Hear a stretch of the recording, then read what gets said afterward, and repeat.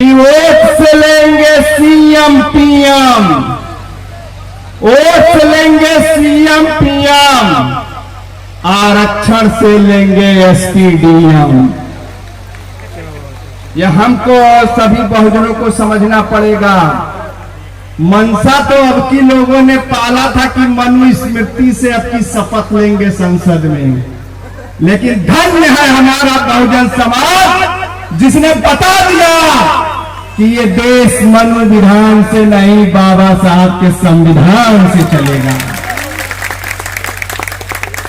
ये बाबा साहब के संविधान से चलेगा। और सभ्य जयप्रकाश सिंह जी ने एक लोगों से कहा कि अगर उन्हें मंदिर से प्यार होता मुख्यमंत्री योगी को तो मंदिर छोड़ के सीएम की कुर्सी पर नहीं जाते। जो आज नारा दे रहे हैं कि बटेंगे तो कटेंगे, ये वही लोग हैं जो हजारों साल से हमें काटते आए हैं और बांटते आए हैं जातियों में। सही बात है मेरे बहुजन के साथियों, अगर आप बटेंगे तो कटेंगे।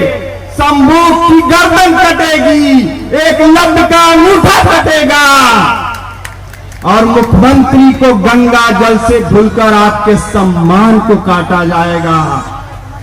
आप बटेंगे तो आपके आरक्षण कटेंगे, आप बटेंगे तो संविधान में अधिकार कटेंगे, आप बटेंगे तो आपके बच्चों के इंटरव्यू में नंबर कटेंगे, आप बटेंगे तो जिले में एसपी और डीएम के पद कटेंगे, आप बटेंगे तो तहसीलदार और थानेदार का पद कटेगा।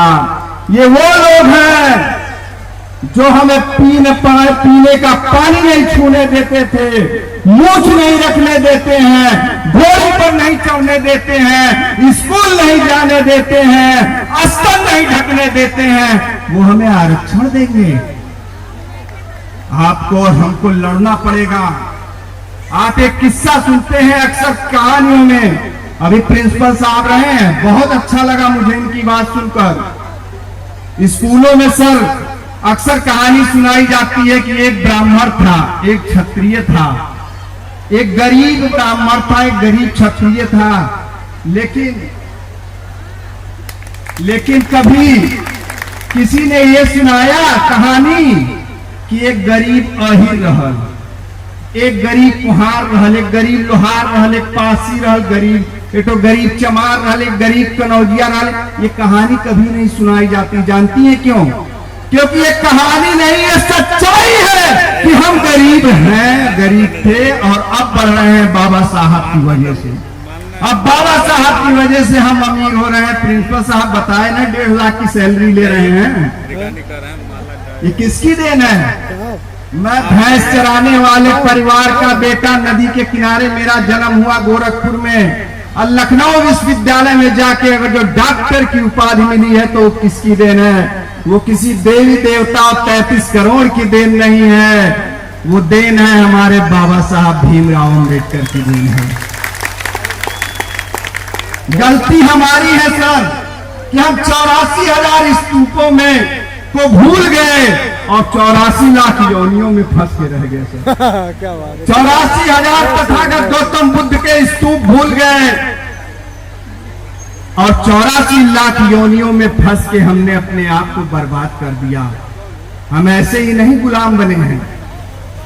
जब आर्य आए थे तो उन्होंने कहा था कि इस देश में 33 हमारे पास सब कुछ था, बहुजन के पास धन था, संपदा था, जंगल थी, जमीन था, जानवर था, सब कुछ था। आए हमसे कहे अपनी आंखें बंद करो और 33 करोड़ देवी देवताओं का स्मरण करो।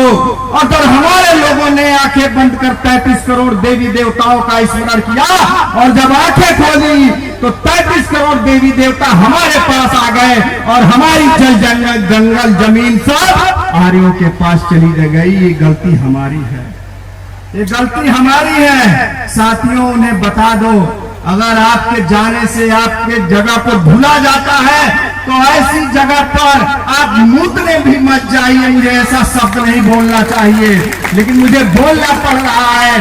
अभी एक पाखंडी ने कहा था कि मरे मुलायम काशीराम, अब प्रेम से बोलो जय श्री राम। मैंने उसका विरोध किया। एक मनवादी ने कहा डॉक्टर साहब इसमें गलत क्या है? हमने कहा अच्छा गलत नहीं है, तुम हमारे महापुरुषों का मजा ले रहे हो। कहीं नहीं मजा नहीं लिए। उन्होंने कहा मरे मुलायम काशीराम मर तो गई हैं। तो हमने कहा मुझसे भी एक लाइन सुन गो कि कब का मर गया अटल बिहारी, कब का मर गया अटल बिहारी, प्रेम से बोलो बाके बिहारी। मुलायम वो बोलते नहीं, लेकिन मुझे उसकी भाषा में जवाब देना था।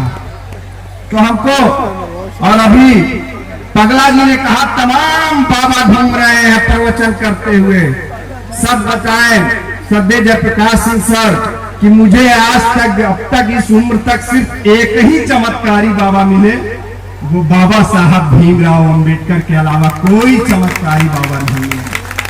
क्योंकि बाकी बाबा चमत्कार की बात करते हैं, हमारा सब कुछ ले जाते हैं, हमारा पैसा ले जाते हैं, हमारी जमीनें ले जाते हैं, हमारे अधिकार ले जाते हैं, यहाँ तक कि मौका पाके हमारी बेटियां तक ले जाते हैं।